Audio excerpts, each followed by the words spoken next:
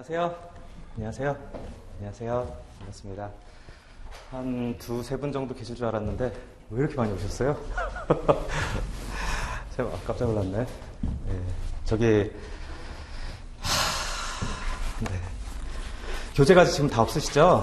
그렇죠. 가지고 계신 분도 계시네요. 수업을 안 할 생각이었는데 첫날이라.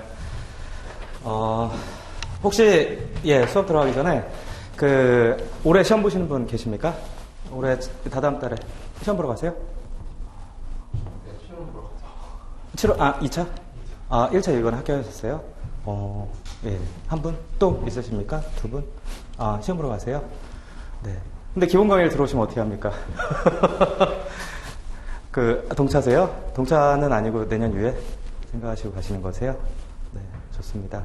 그러면은 나는 평가가 생판 처음이다. 나는 한 분, 두 분, 세 분, 네 분. 네 분은 처음이시고 두 분은 시험 보러 가시고 네. 극과 극이네요. 그렇죠? 네, 좋습니다. 난이도를 어떻게 잡아야 될지 조금 유도리 있게 할 수 있거든요.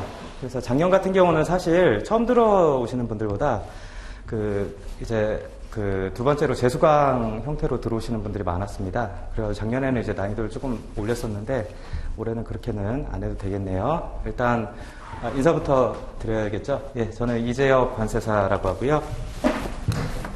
이재혁 관세사입니다. 네. 그리고 핸드폰 번호는 5415-7031입니다. 연락 주셔도 됩니다. 핸드폰으로 연락 주셔도 되고, 카톡으로 질문하는 거 환영합니다. 개인적으로. 그러니까 메일로 주시거나 이제 전화로 하셔도 상관없는데, 카톡으로 주시면 제가 바로바로 응대를 해드릴 수 있어서 개인적으로 좀 좋아합니다. 근데 이제 사용하시는 분들만 사용하시더라고요. 그래서 5415-7031이니까, 질문은 여러분들 어차피 2달간 이제 수업을 들으실 텐데, 들으시고 나서 내년, 그렇죠. 올해 보시는 분들도 계시지만, 시험 보실 때까지 계속 이제 공부하시면서 어려움이 많으실 겁니다. 또, 평가라는 과목이잖아요. 그렇죠. 그래서 공부하는데 이제 어려움이 많으실 테니까, 공부하시다 궁금한 거는, 카톡 들어오시면 저희 얼마 전에 태어난 저희 둘째 사진이 올라가 있습니다. 그래서, 카톡으로 질문 주시면 성심성의껏 답변을 드리겠습니다. 그런데 이제 개인적으로 꼭 하나 말씀드리고 싶은 게 제발 새벽에 좀 보내지 마세요. 특히 여성분들. 그렇죠. 새벽에 나도 모르게 카톡 왔는데 미네, 신혜 막 그런 애 오면 누구지? 하는 생각부터 들어요. 자꾸 옛날 생각부터 들어 깜짝깜짝 놀라는데 저희 집 사람이 굉장히 무섭거든요. 그래서 개인적으로 좀 새벽에는 좀 안 보내셨으면 좋겠다. 그리고 남자분들 중에서 이제 여자 이름 많이 쓰시는 분들은 꼭 전화 주세요. 또 새벽에 보내지 마시고. 자, 그리고 이메일은 younhoy. 네, 한 메일 내십니다. 네, 윤회입니다. 여러분들 불교에서 윤회 사상 아시죠? 개인적으로는 종교가 없는데 윤회라고 하는 아이디를 쓰고 있습니다. 그래서 질문은 있으시면 핸드폰이나 메일 통해서 주시면 좋겠습니다. 그래서 제 첫사랑 별명이었어요. 그래서 윤회라고 쓰고 있는데 헷갈리지 않고 써주시면 감사하겠습니다. 연락처부터 말씀을 좀 드렸는데요. 연락 주시는 거에 대해서 특별히 좀 크게 어려워하진 않으셨으면 좋겠습니다. 개인적으로 여러분들이 저를 보는 거는, 진짜 세대차 느끼는 꼰대라고 생각하실지 모르겠지만, 저는 그렇진 않습니다. 남자분들은 별로 그렇게 안 느끼실지도 모르겠는데, 그렇죠. 그래서 여러분들 공부하시면서 어려움이 많으실 거예요. 그렇죠. 그래서 강사와 어떤 학생을 떠나서, 그렇죠. 여러분들 또 관세사 업계에서 보면은 제가 또 선배고, 그리고 후배가 되실 분들이지 않습니까? 그렇죠.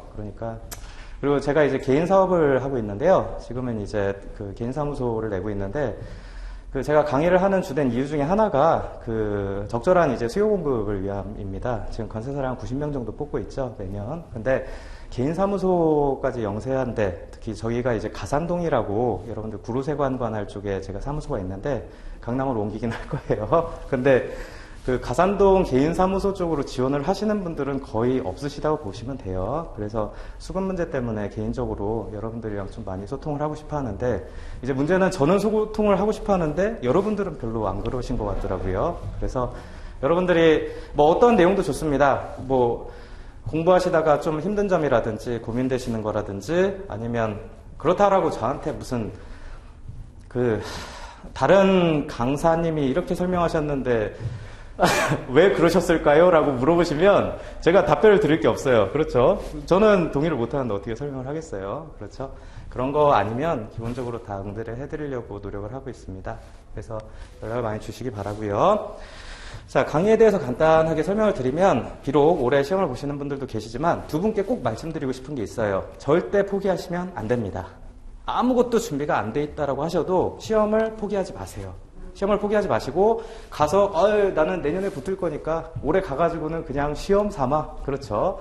시험 삼아 한 1교시 보고 2교시 때 자다가 3교시 때 나오시면 안 된다라는 거예요. 아시겠죠? 여러분들 특히나 이제 내년 유예를 생각하시면 더더욱더 올해 시험을 잘 보셔야 됩니다. 왜냐하면 올해 시험을 어떻게 보느냐가 내년 시험에 영향을 줄 수 있어요. 뭔 말인지 알겠죠? 그래서 두 분은 만약에 평가는 처음이다, 평가에 대해서 잘 몰라서 올해 합격권이 어렵다라고 하시면 1방법만 죽도록 파고 가는 겁니다. 뭔지 아시겠죠? 지금 저희가 5월달, 6월달 동안 6가지 평가 방법에 대해서 배울 텐데 6가지 방법 중에서 1방법 가지고만 5주, 6주를 갈 겁니다. 그렇죠? 5주, 6주 동안 기본 강의 통해서 배우는 1방법만 공부해서 가시면 여러분들 지금 평가가 100점인데 100점 중에 80점은 1방법입니다. 뭔지 아시겠죠?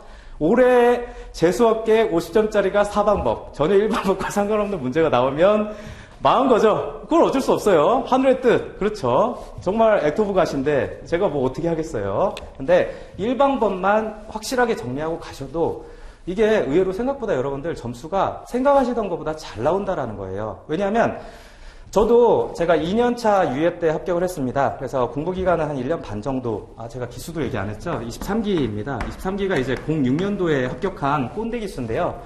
그러니까 지금 올해가 16년이니까 이제 10년 된 거죠. 그렇죠. 그래서 2006년부터 제가 근무를 해왔었는데, 그래도 다행히 여성 학우분이 2분이나 계시네요.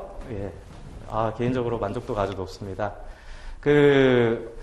제가 웅진 패스원이라고 여러분들 노량진에 있었던 관세사 학원에서도 내국 소비세법 강의를 예전에 했었는데, 5년 전에 했었는데, 그때 제가 어느 경험이 있냐면 40명의 남성분들을 모시고 수업을 해본 적이 있어요.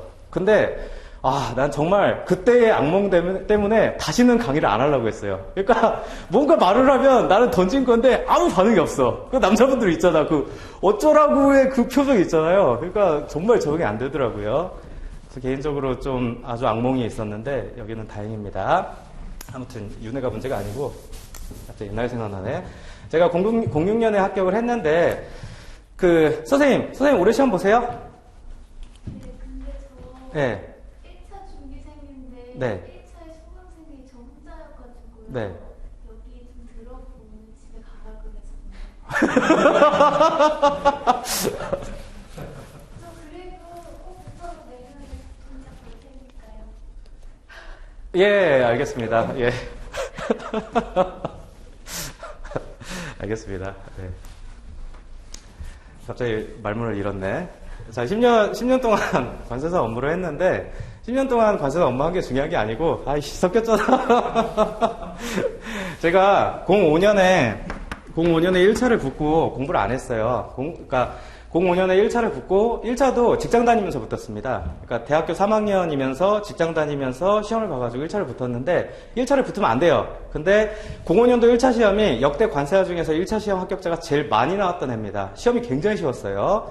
오죽하면 저 같은 놈도 붙었다라는 겁니다. 그래서 하다가 붙었는데 이제 05년에 1차 붙고 06년에 이제 2차 준비를 해야 되는데 직장 다니다 보면 그게 안 되죠. 시간은 계속 가고. 그런데 이 해에 제가 2차를 봤었는데 놀라운 일이 벌어졌던 게 뭐냐면 여러분들 60점 이상이면 합격이지 않습니까? 근데 52점 정도 나왔었습니다. 내 과목 평균이. 그런데 그게 제가 지금 생각해보면 말도 안 되는 얘기예요. 그쵸? 그런데 그게 가능합니다. 왜냐?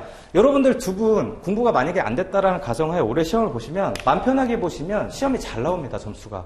생판 내가 상품학에 대해서 아무것도 모르는데 들어갔는데 의류에 대해서 50점짜리 나오면 내가 아는 의류에 대해서 쓰시는 거예요. 그러면 기본이라도 점수가 나오고 그 생각보다 점수가 나온다라는 겁니다. 뭔 말인지 아시겠죠? 그래서 두 분은 설령 내년에 공부해서 합격할 거다라고 생각하셔도 올해 시험을 포기해야지 대충 봐야지라고 하시면 이미 시험장에 가실 필요도 없다라는 거예요. 그래서 의외의 변수가 있을 수 있습니다. 제가 이 얘기를 왜 말씀드리냐면 지금 90명 뽑지만 저희 때는 75명 뽑았거든요. 근데 여러분들 나중에 합격해서 실무수석 가보시면 압니다. 75명 중에 실력이 있어서 붙으신 분은 75명이 다 그럴까요? 절대 그렇지 않아요. 50명 정도는 이게 동기들한테 제가 죽을 놈이 될지 모르겠지만 50명 정도는 실력이 있어서 합격을 하지만 25명 정도는 합격할 정도의 실력이 아니라는 거예요. 뭔 말인지 아시겠어요? 75명 중에 25명이면 3분의 1이죠. 그러니까 그 시험을 봤을 때 해당 연도의 3분의 2 정도는 실제 자기가 실력이 있어서 붙는 게 맞습니다. 근데 의외로 3분의 1 정도의 수험생들은 합격할 실력이 아니었는데도 합격하는 수가 나온다라는 겁니다. 이게 왜 가능하냐면 여러분들 수험생들의 실력 수준이 이렇기 때문에 그래요. 그렇죠? 자, 위에서부터 90명을 잘라내는데 여기는 계속 왔다 갔다 합니다. 정말 여기서 이 90이라고 하는 커트라인 안에 드냐 안 드냐는 실력에 의해서 들고 안 드냐가 결정되는 게 아니고 그날 당일의 어떤 컨디션 있지 않습니까? 당일의 컨디션이 내가 너무 오늘 이상하게 글이 잘 써져. 막 이쪽 보고 쓰는 대로 써져. 막 그러신 날들 있으시잖아요. 그런 분들하고 시험 보기 직전에 어떻게 그 시험 문제가 나올 걸 알고 보신 분들하고 그분들이 위에 올라간다는 얘기입니다. 뭔 말인지 아시겠죠? 문제만 바꿔도 합격하셨던 분들이 떨어질 수 있는 확률도 있고 반대로 떨어질 실력이 올라가실 확률도 있다는 얘기입니다. 그렇기 때문에 절대 시험 포기를 하지 마시고 꼭 제대로 한번 봐보세요. 작정하고 보시면 무조건 목표는 합격이에요. 뭔 말인지 아시겠죠? 그래서 올해 정말 합격을 했다라고 쳐요. 그러면 그것만큼 좋은 게 어딨어요? 그렇죠. 1년 정도 내가 더 공부해야 될 시간을 그만큼 줄인 거지 않습니까? 그렇죠. 그 1년의 시간이 여러분들 나중에 합격을 하시고 나서 관세사가 되냐 안 되냐 관세하로 여러분들이 자격증을 따도 관세하로 실제 살지 안 살지는 모르는 겁니다. 그렇죠. 아쉽게도 여러분들이 관세하로서 살지 안 살지는 자격증을 따고 나서 실무에 나와서 한번 월 100만 원씩 받아봐야 이제 비로소 내가 관세하로 살 수 있는 거구나 없는 거구냐가 결정이 된다는 거예요. 100만 원은 세 전입니다. 세 후가 아니에요. 그러니까 실수령액은 한 80 된다는 얘기죠. 그렇죠. 네. 뭐 얘기하다가 계속 되게 많은 걸 얘기한 것 같은데 뭐 남는 게 없는 것 같네. 그렇죠. 자, 그래서 혹시 내가 여러분들 그래도 처음 들으시는 분들이 많으시니까 그 관세사에 대해서 좀 궁금한 게 있다. 그런 거 혹시 있으세요? 질문부터 대뜸 질문부터 던진다고 뭐라고 하시겠네. 그래도 궁금한 거 있으신 분 없으세요? 뭔가 질문 없으세요? 없어요? 선생님은? 저도 없어요. 없어요? 왜 없어요? 최석인 선생님. 방송 타신 거예요, 나름. 질문 없으세요? 네. 평가를 지금 처음 보시는 게 아니죠, 선생님은. 그러니까, 그러면은 왜 또 들어오셨어요? 모의고사나 지금 문제풀이 하고 있어요? 누가 학원에서? 네. 오늘 이거 다음 시간 됐는데 한 두세 명 와 있을 것 같은데. 그래요? 좋습니다. 네. 질문 없으세요? 처음 수강하시는 분들 중에. 대뜸 질문부터 던지라고 하니까 좀 그렇죠? 그렇죠. 그러면은 한번 그런 얘기를 한번 해보죠. 관세사를 왜 하세요? 왜 하려고 하세요? 이 어려운 험난한 시기에 왜 관세사를 하려고 하십니까?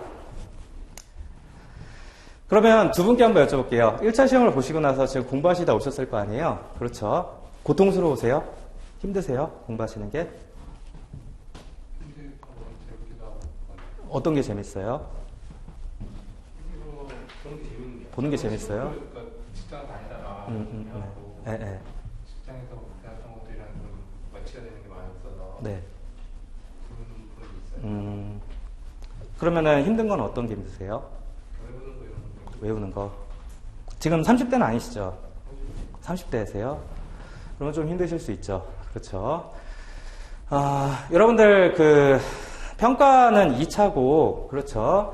여러분들, 지금 관세 평가는요, 처음 들으시는 분도 많으시니까, 쉽게 설명을 드리면, 평가를 어떻게 하느냐에 따라서 2차 기간이 길어지냐, 늘어지냐가 결정됩니다. 평가는 여러분들이 기본 강의 때 컨셉을 잘 잡으시는 게 중요해요. 그러니까, 공부를 그냥 막연하게 열심히 한다? 내가 정말, 평가 정해 아니면 죽음을 거의 그런 식의 자세가 필요한 게 아니고 평가라는 과목에 대해서 여러분들이 개인 나름대로 전략적으로 대응해서 준비를 할 수 있어야 된다는 겁니다. 내가 평가라고 하는 과목을 어떻게 공부하고 어떻게 준비하고 어떻게 시험을 볼지에 대해서 다른 과목하고 틀리셔야 돼요. 그러니까 역으로 얘기하면 HS 공부하듯이 평가 공부하시면 시험에 붙으실 수 없어요. 뭔지 아시겠죠? 그러니까 그러니까 지금 여러분들 수험생들 제가 2차 수험생들 많이 만나보면 수험생들 하는 얘기가 뭐냐면 평가는 40점을 넘기는 게 목표예요. 지금 2차가 여러분들 4과목 시험 보시지 않습니까? 4과목 중에서 평가를 40점 넘기는 게 목표입니다. 그러니까 다른 과목들은 다 60점을 목표로 하시면서 평가는 유독 40점을 목표로 하신다라는 거예요. 그게 여러분들 의미하는 바가 굉장히 큽니다. 어떤 거냐면 내가 60점 이상 받을 수 없을 거라고 생각하시는 거예요. 뭔 말인지 아시겠죠? 그러니까 여러분들 스스로가 공부를 이미 많이 했는데도 불구하고 60점 이상 어떻게든 받아야겠다 생각하시는 게 아니고 꽈락을 넘기자가 목표인 겁니다. 그런데 한번 생각해 보세요. 평가를 그런 식으로 준비해서 45점을 받았다라고 칩시다. 그럼 지금 합격 점수에서 15점이 모자라죠. 그렇죠. 그러면은 다른 과목에서 75점짜리가 하나 나와야 된다는 얘기입니다. 그렇게 해서 합격을 하시려면. 물론 커트라인이라고 하는 게 60점대에서 끊어지진 않습니다. 50점대에서 끊어지긴 하지만 평가라고 하는 과목에서 여러분들이 점수를 잃어버리는 것만큼 다른 과목에서 회복할 수 있을 정도가 돼야 된다는 건데 그게 쉽지 않습니다. 왜 쉽지 않을까요? 여러분들 2차 논술 시험은 100점짜리 시험이 아닙니다. 1차처럼 여러분들이 100점에서 맞고 틀리고 해서 2.5점씩 곱해가지고 몇 개 맞았는지 해서 금액을 계산하는 식이 아니라는 거예요. 여러분들 8할 계산입니다. 평가를 모범 답안이랑 완벽하게 똑같이 쓰면 100점이 나오는 게 아니고 80점이 나온다는 겁니다. 뭔 말인지 아시겠어요? 그렇기 때문에 그 80점이 만점인 시험에서 여러분들이 어떤 과목을 75점 이상 받아야 된다라고 하면 불가능하다는 얘기가 나오는 거예요. 그렇죠? 그렇기 때문에 평가는 여러분들이 무조건 60점 이상 받으실 수 있도록 준비를 해야 되는데 그런데도 불구하고 그 모든 사실을 알고 있는 수험생들이 왜 평가라고 하는 과목을 45점의 목표를 두고 갈 수밖에 없냐라는 겁니다. 그만큼 어렵고 그렇죠. 그만큼 다른 과목보다 훨씬 공부 준비하기가 힘들다라는 겁니다. 그런데 힘든 게 문제가 아니고 제가 볼 때 수험생 여러분들은 10중 8구 2차 종합반 들으시는 분들 많으시죠? 그렇죠. HS 실무 공부하듯이 평가 공부해 놓습니다. 그렇죠. 그리고 문제를 내놓으면 풀질 못하는 거예요. 그래서 아시는 것만큼 답안 작성이 안 됩니다. 내가 평가 이론에 대해서 많이 알고 1방법, 4방법 다 계산할 줄 아는데도 불구하고 점수가 안 나온다라는 거예요. 그렇죠. 그렇기 때문에 제가 여러분들께 꼭 말씀드리고 싶은 건 뭐냐면 평가라고 하는 과목을 수험 과목으로 준비하시는 거면 어떻게 공부를 해야 되는지에 대해서 먼저 고민하셔야 된다는 겁니다. 왜 점수가 안 나오는지, 그렇죠. 왜 점수가 안 나오는지를 여러분들이 고민을 하시고 왜 점수가 안 나오는지에서 그칠 것이 아니라 어떻게 해야 되는지까지 나와야 된다라는 얘기죠. 그렇죠. 조금 이런 얘기 했더니 이제 슬슬 이제 졸리신 분도 나오시고 하시는데요.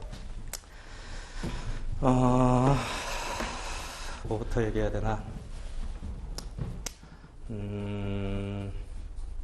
일단 강의부터 간단하게 말씀을 드리면 그래서 2차에서 여러분들이 시험을 보시기 위한 목적에 관세평가라고 하는 과목을 시험을 보기 위한 기본 이론 강의입니다. 보면서 아시겠죠? 그러니까 평가에 대해서 아무것도 몰라.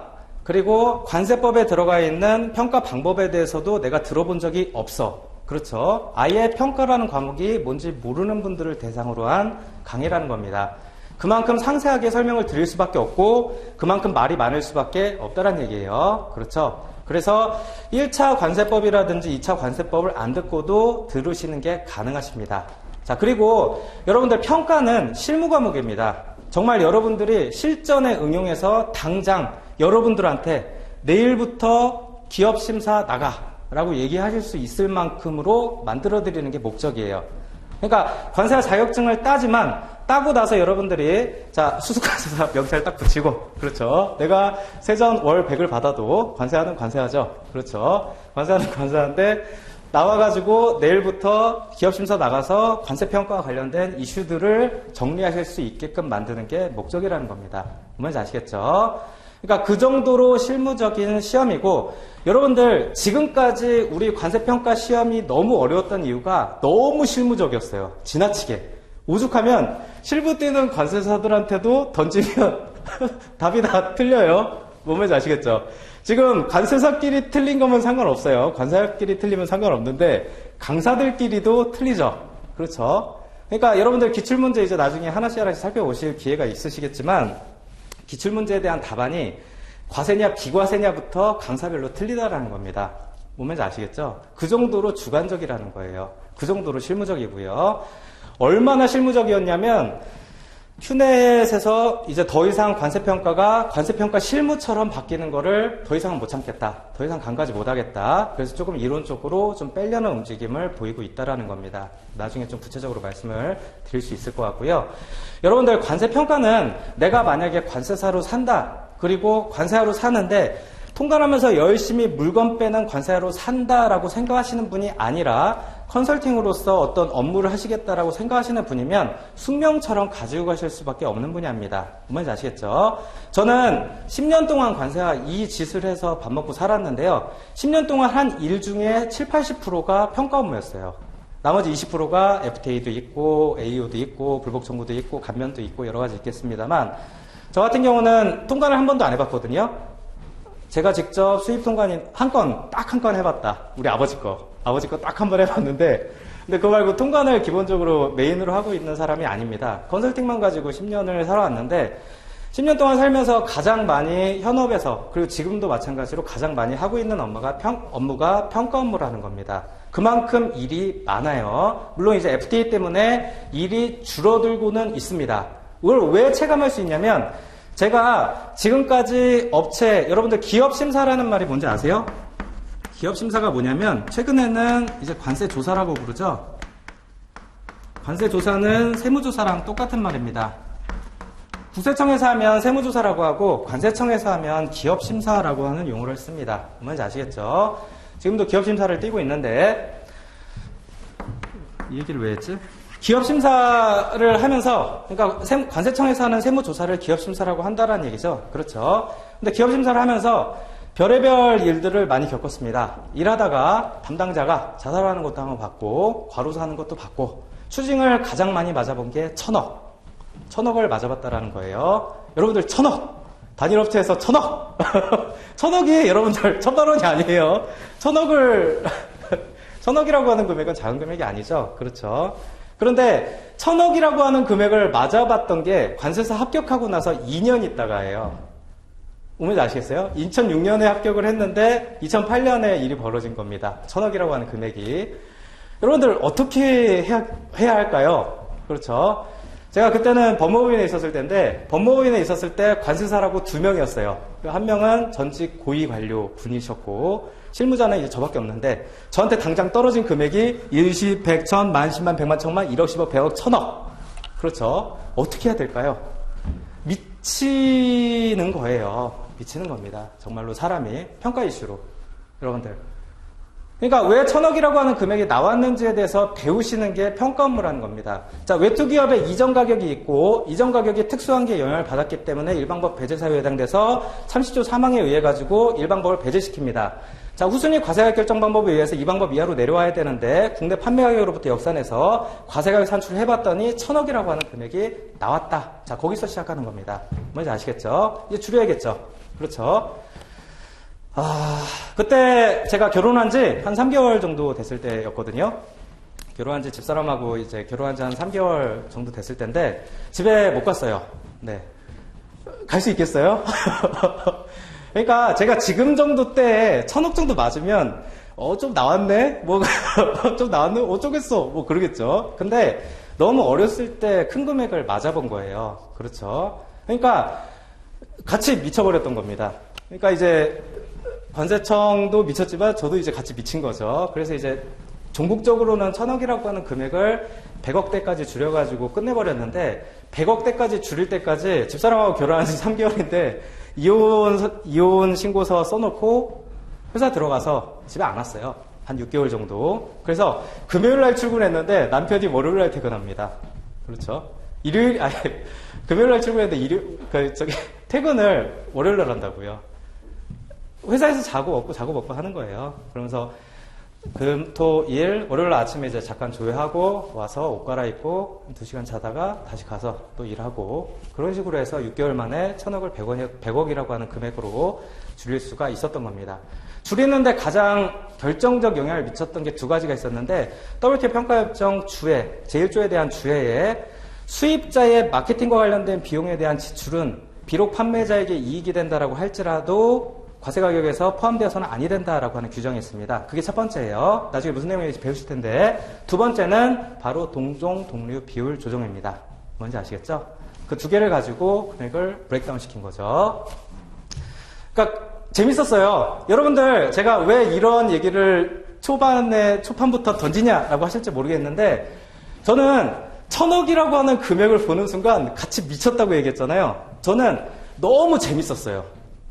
그러니까 이런 업무를 내가 이러려고 관세사가 된 거구나. 내가 이런 일을 하려고 하늘에서 나를 관세사로 만드신 거구나 라고 생각할 정도로 너무너무 재밌게 했어요. 물론 스트레스 엄청나게 받았습니다. 그래서 그때 편두통 생긴 게 이제 지금까지 안 없어지고 있는데 근데 정말 그때 너무 재밌고 너무 감사해 했어요.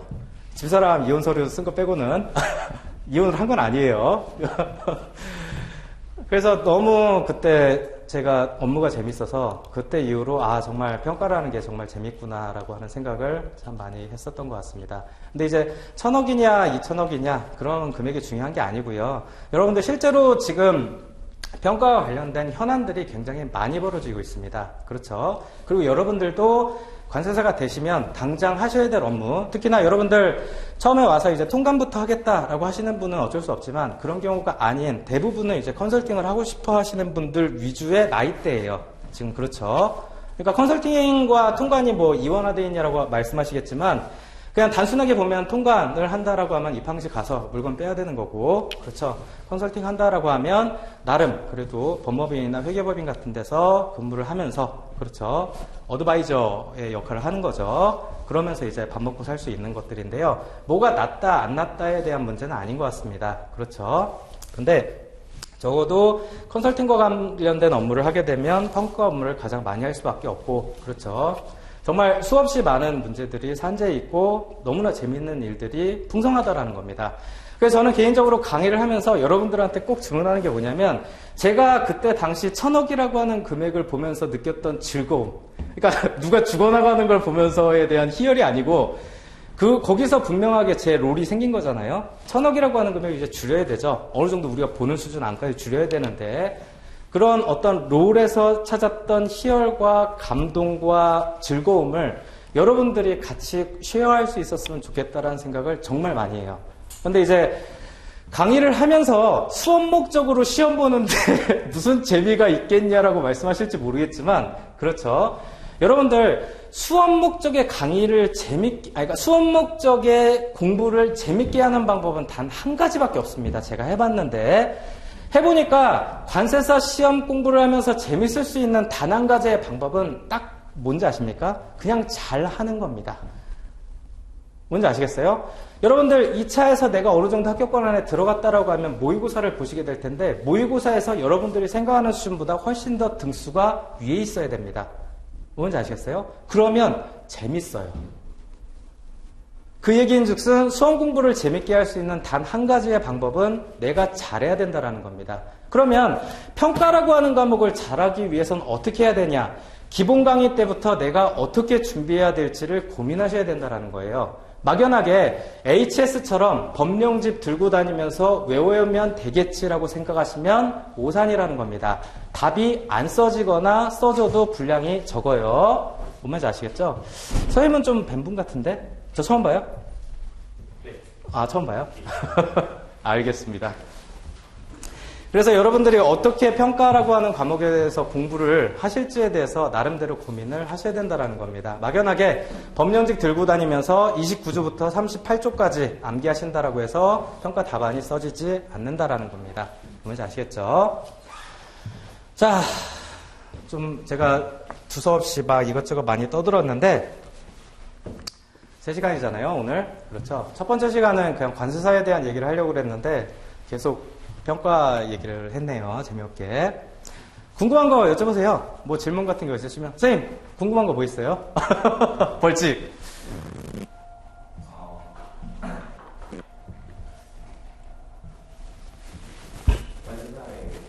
네. 아니, 뭐, 상관없어요. 어떤 거나. 근데 저한테 인생을 물어볼 건 아니잖아요. 인간적으로. 2차를 지금부터 시작해서 네. 내년 1차, 2차 동차 가능할까요? 지금 5월이죠? 예. 네, 가능합니다. 네. 절대 가능하죠. 당연히 가능해야죠. 그렇죠. 시간 안 돼요. 알려주세요. 네? 시간 안 돼요. 네. 50점 몇 분에 끝내고 10점 몇 분에 이렇게 컷이 있잖아요. 네, 네. 그것 좀 알려주시면 안 돼요? 40분.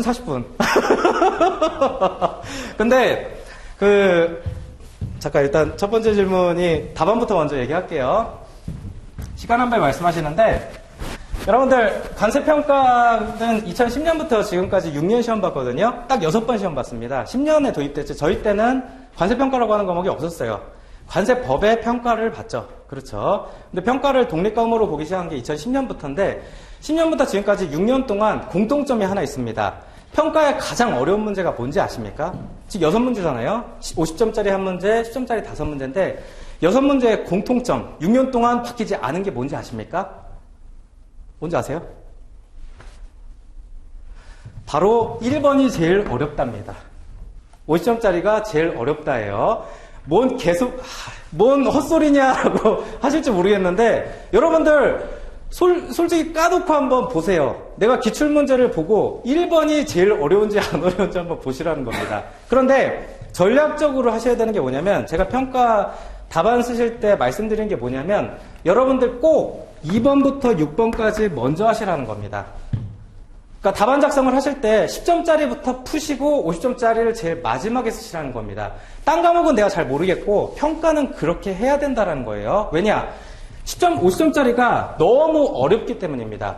10점짜리는 상대적으로 쉬운데 50점짜리가 너무 어렵기 때문에, 자, 우리 수험생들 강박 있잖아요. 답안지 8장을 꽉 채워야 된다라는 강박에 시달리지 않습니까? 그러다 보니까 문제지 딱 보면 내가 어떻게든 1번을 내가 정복하겠어! 라고 해가지고 처음부터 시작하지 않습니까? 그렇게 하면 한도 끝도 없다라는 겁니다. 시간 한 배 말씀하셨는데 80분이지만 딱 40분에 끊어져야 돼요. 그렇죠? 40분 해도 시간이 모자랍니다. 시간이 모자란데, 저는 제가 만약에 수험생이라면 10점짜리가 있는 2번부터 6번까지를 먼저 쓰겠습니다. 5번째 장부터 시작해서 2번부터 해서 6번까지 쭉 풀고 그 다음에 와서 1번을 풀겠다라는 겁니다.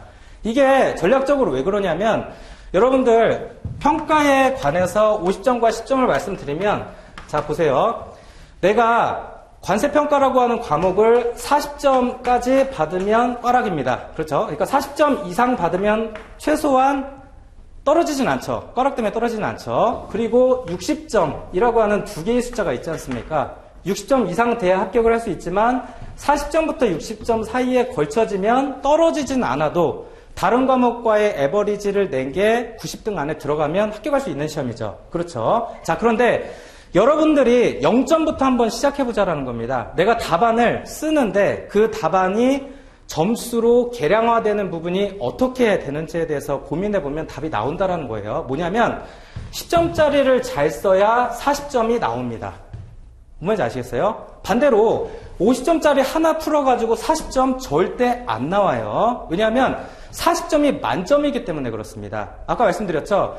100점이 만점이 아니에요. 80점이 만점이기 때문에 여러분들이 50점짜리 하나를 이빠이 시간 다 들여가지고 퍼펙틀리하게 푸셔야 40점이 겨우 나온다라는 겁니다. 그렇죠? 그렇기 때문에 10점짜리에서 여러분들이 40점이라고 하는 꽈락 점수를 확보하셔야 된다라는 겁니다. 그래서 나중에 모의고사를 보실 때도 50점짜리, 10점짜리를 나눠가지고 10점짜리가 40점, 10점짜리만 모았는데 40점이 당연히 안 되겠죠. 만점이 40점이니까.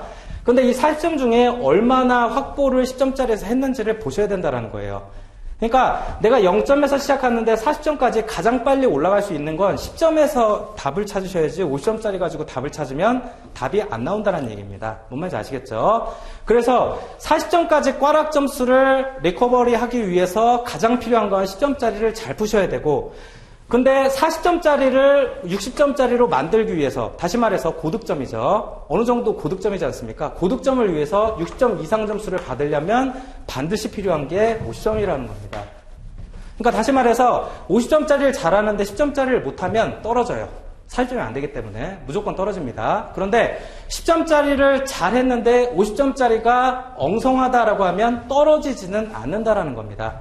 그래서 여러분들 평가도 기출문제 보시면 10점짜리는 쉬워요. 근데 생각하시는 것보다 쉬운데 50점짜리는 생각하시는 것보다 훨씬 어렵습니다. 오죽하면 14년도 50점짜리 문제를 나중에 여러분들이 한번 보세요. 이 문제를 과연 내가 풀 수 있는가? 한번 보세요. 1년 있다가. 이 문제는 지금 강사들끼리도 싸우는 문제예요. 답이 틀려요. 과세라고 하는 방향이 같아도 논리가 틀린 경우도 있고 과세 비과세가 아예 틀린 것도 있습니다.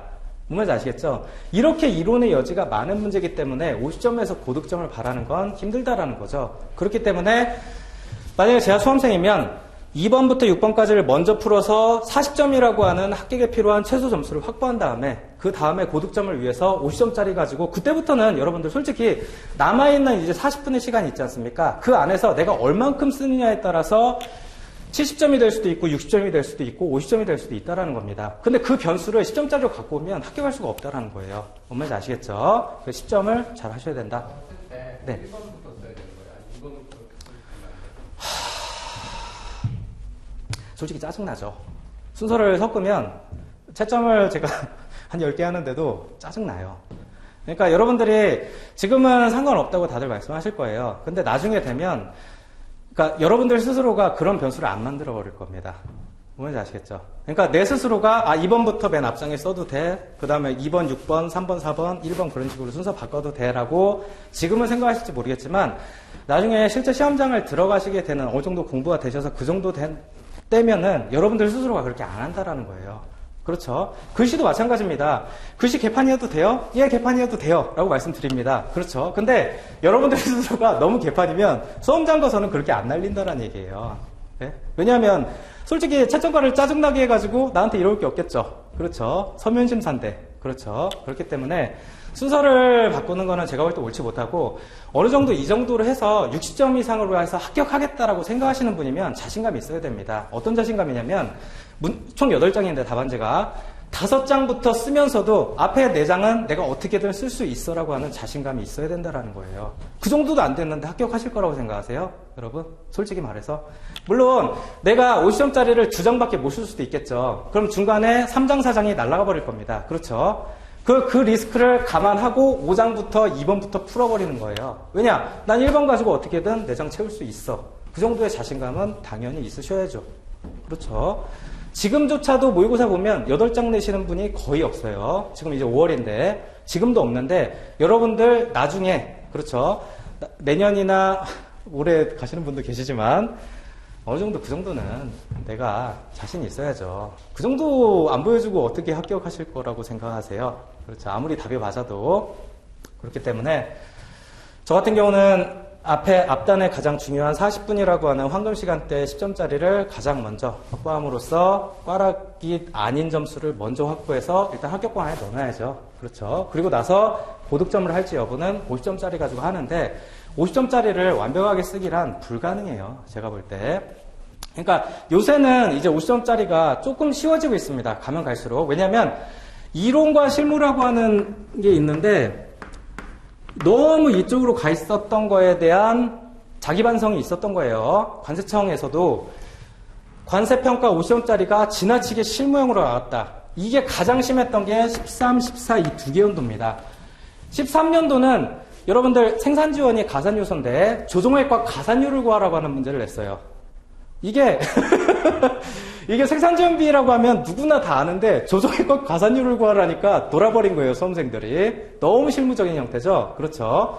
자, 14년 아예 뭐 조정액 가산율은 아닌데 너무 꼬아놔가지고 수험생들끼리 싸우는 건 상관없는데 강사들끼리도 답이 틀립니다. 이거는 제대로 된 시험 문제라고 볼 수 없어요. 그렇지 않습니까? 그렇지 않아요? 적어도 관세사로서 평가 업무를 하는 사람들이 어느 정도 일관된 과세 논리에 따라서 과세 비과세 여부를 판단할 수 있게끔 만들어야 그 시험에 대한 공정성이 확보되는 겁니다. 그렇죠? 그런데 이론이 있는 문제 던져놓고 얘는 아니다, 얘는 맞다, 그거를 수험생한테 내놓으면 어쩌라는 겁니까? 그렇죠? 그러다 보니까 15년부터는 조금 더 실무에서 이론 쪽으로 이제 바꾸자라고 해서 움직임이 일어났습니다. 그래서 올해 시험도 마찬가지고 지난 13년, 14년처럼 너무 실무적인 문제는 나오지 않을 거라는 겁니다. 그래서 중요도가 높아진 게 WTO 관세평가 협정입니다.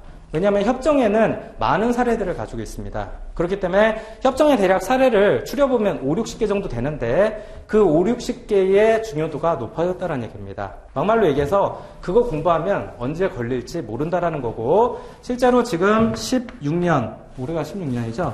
15년 50점짜리는 WCO 사례 연구 8.2가 문제가 그대로 나왔습니다. 협정에 나와 있는 8.2 사례 연구가 그대로 시험 문제에 나왔어요. 주체만 A를 수입자 I 뭐 그런 식으로 바꾸고 내용 자체가 완전히 똑같게 나왔습니다. 그런데 이조차도 공부를 안 하신 분들은 완전히 닥질할 수밖에 없었다라는 거죠. 그렇죠. 그래서 저는 답안을 이렇게 쓰는 게 개인적으로는 맞다고 생각하는데 글쎄요. 과연 제가 시험장에 갔을 때 답안지를 4장을 넘기면서 5장 8장 딱 주는데 4장 딱 넘기고 5장부터 2번 자 문 2 했을까? 솔직히 나라도 그렇게 했을까라는 생각은 들어요. 근데 전략적으로 하시는 게 맞을 것 같아요. 1번이 너무 어려웠습니다. 지금까지 너무 어려웠어요. 정말. 그러니까 작년은 그렇다 치더라도 재작년 그 전년은 강사들끼리도 싸울 정도면 싸우진 않아요. 뭐 치고받고 이러진 않죠. 근데 너무 어려웠다는 얘기예요. 아까 여쭤보신 게 그러니까 지금부터 공부해서 내년 2차를 하실 수 있죠. 하실 수 있죠. 얼마든지 하실 수 있죠. 근데 전제가 있습니다. 2가지 과목이 커버가 되셔야 가능합니다. 1차에서는 회계학이고 2차에서는 평가입니다. 뭔지 아시겠죠? 그러니까 내년 지금부터 공부를 스타트 했는데 내년에 동차로 합격을 하겠다. 최소한 합격을 못해도 2차에서 어느 정도 합격권의 범위 안에 들어가겠다라고 하는 2가지 변수가 1차에서는 회계학이고 2차에서는 평가입니다.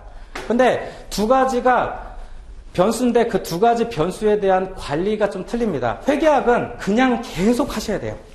그냥 지금부터 내년에 시험 볼 때까지 저는 회계학 아무것도 몰라요. 왜냐? 회계학 시험을 안 봤으니까 저희 때는 행정법이었는데 그래도 경영학과라고 통밥은 있어요. 그 경영학과 통밥으로 유일하게 여러분들께 말씀드릴 수 있는 게 회계학은 놓지 마시라는 겁니다. 계속 가신다. 하루에 단 1시간, 2시간이라도 영어 공부하듯이 계속 하시는 거예요. 그러면서 내년 1차 시험 볼 때까지 지금부터 회계학 관리를 하시는 겁니다. 나머지 과목들, 솔직히 회계학 빼고 나머지 과목들은 2달, 3달 안에 시험을 충분히 볼 수 있어요. 그렇죠? 자, 그런데 2차 관세평가라고 하는 건 지금부터 그런 관세평가를 내년에 2차 시험 볼 때까지 하시면 됩니다. 그게 답이 아니라는 거예요. 그렇게 해도 점수가 40이 안 나와요. 점수가 40이 안 나와요. 이 13년, 14년, 그러니까 12, 13 이때 보면 얼마나 개판이었냐면 평가가 꽈락이 안 나면 합격이었어요. 합격을 했는데 평가 점수를 보니까 42점이야.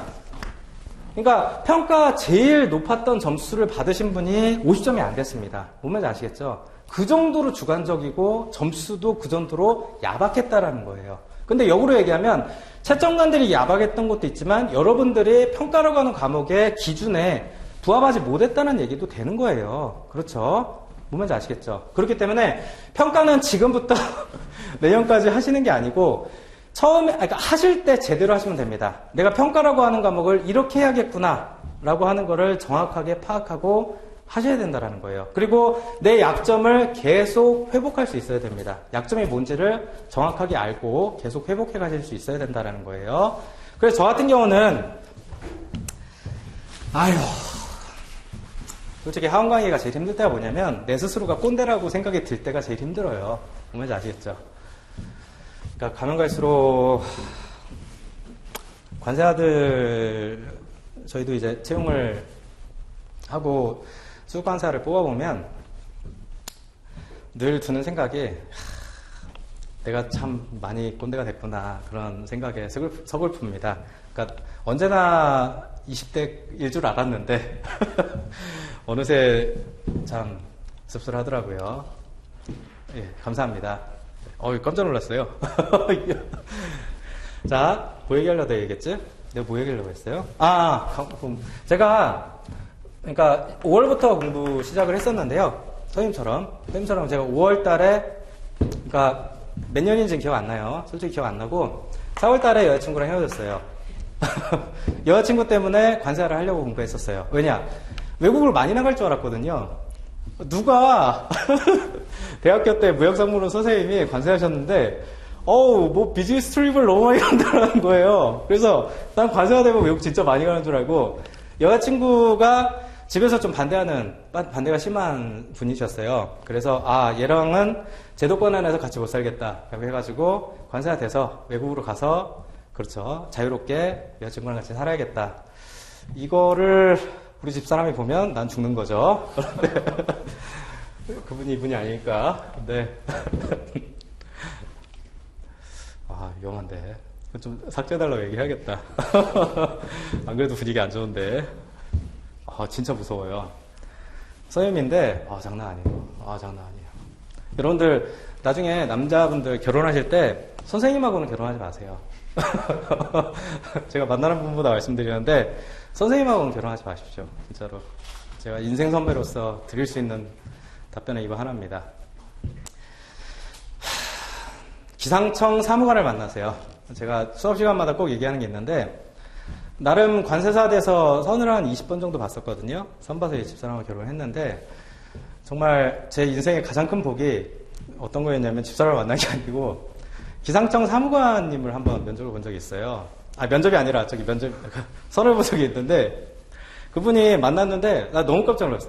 너무 아름다우신 거야. 그러니까 이분은 내가 볼 때 중간에 중개인 있잖아요. 그 중개해주시는 분이 잘못 소개시켜줘서 매칭을 잘못 시켜준 거야. 그러니까 레베루가 내가 만날 수 있는 레베루가 아닌데 잘못 나오신 것 같아요. 그래서 아니 정말 너무 놀랐었어요. 그러니까 집도 타워팰리스, 아버지가 어디 무역협회의 높으신 분. 그러니까 무역업체들이 빠글빠글 하겠잖아요. 그렇죠. 그래서 나가기 전에도 이분 잘 되면 개업을 할 수 있겠다 생각을 하고 있었죠. 그리고 본인은 기상청 사무관이면 5급이잖아요.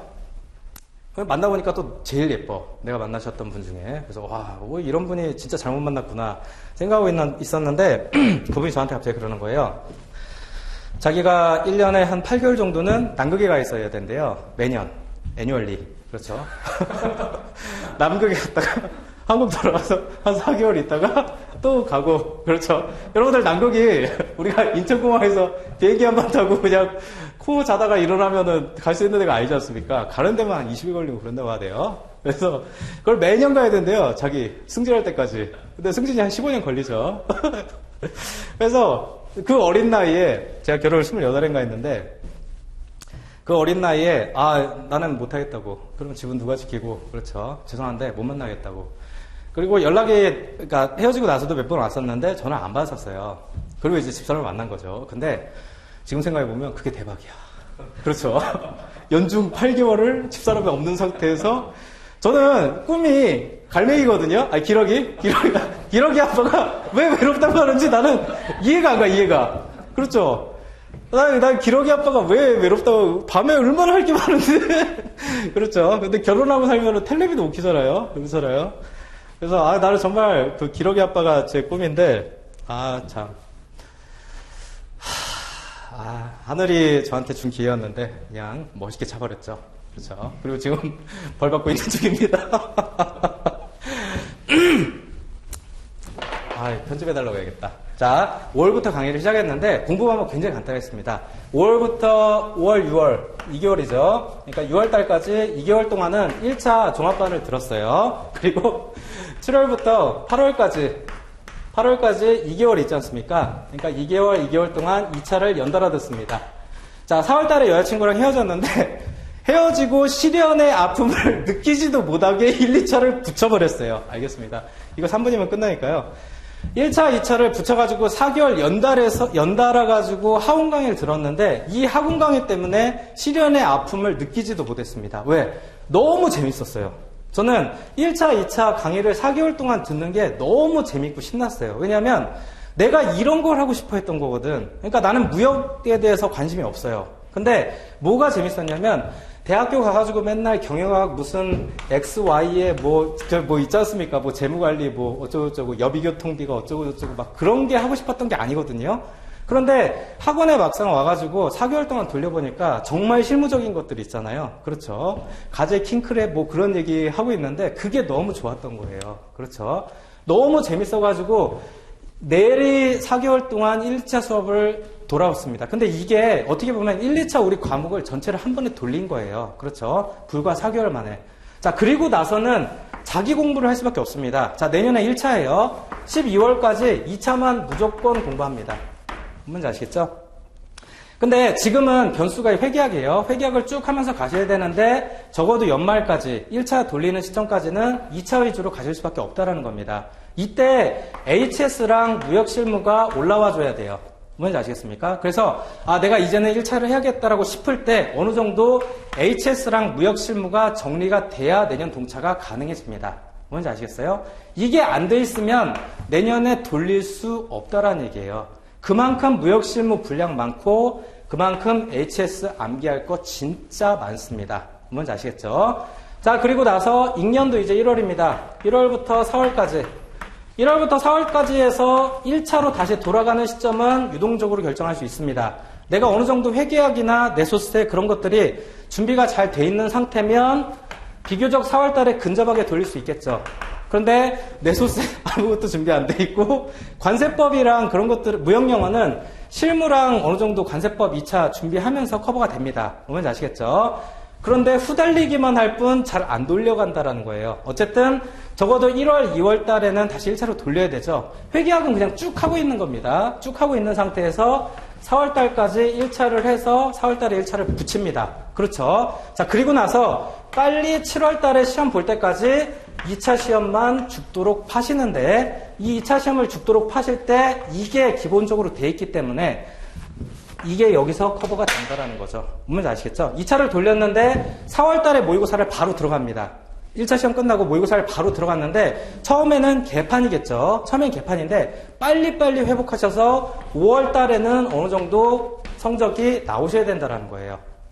뭔지 아시겠습니까? 왜냐하면 6월 달 되면 성적이 안 바뀝니다.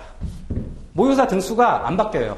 춘추 전국시대처럼 내가 공부 좀 하면은 쭉 올라가는 형태가 6월 달에는 불가능하다라는 겁니다. 왜냐?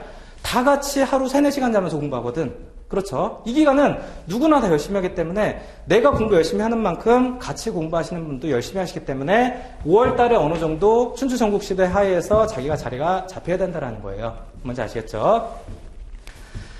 그래서 그러니까 1차, 2차 그렇게 해서 합격할 수 있는 변수가 딱 2개인데 회계학 같은 경우는 말씀드린 것처럼 지금부터 그냥 쭉 하시는 거죠. 그렇죠. 회계학은 지금부터 1년을 투자할 만한 가치가 있는 겁니다. 왜냐하면 떨어지냐 합격하냐를 결정하는 당락이 회계학에서 결정되기 때문에 1년을 투입할 만한 충분한 가치가 있다라는 거예요. 그래서 쭉 하시는 겁니다. 자, 평가는 이때 여러분들 관건인데요. 내가 성적이 5월 달에 어느 정도 올라가느냐 못 올라가느냐를 결정짓는 게 결국 평가인데 그렇기 때문에 이 앞단 8월부터 12월까지 안에 평가 이론이 잘 정리돼야 된다라는 거죠. 그러기 위해서는 기본 강의를 들으실 때 어느 정도 내가 어떻게 공부해야 되겠다 정도는 나와야 된다라는 겁니다. 근데 어떻게 공부해야겠다가 단순하게 서브 정리하겠다라고 나오면 안 된다라는 거예요. 뭔지 아시겠죠? 그래서 좀 입체적으로 내가 정말 평가라고 하는 과목을 어떻게 공부해야 될지에 대한 고민이 좀 필요하다는 겁니다.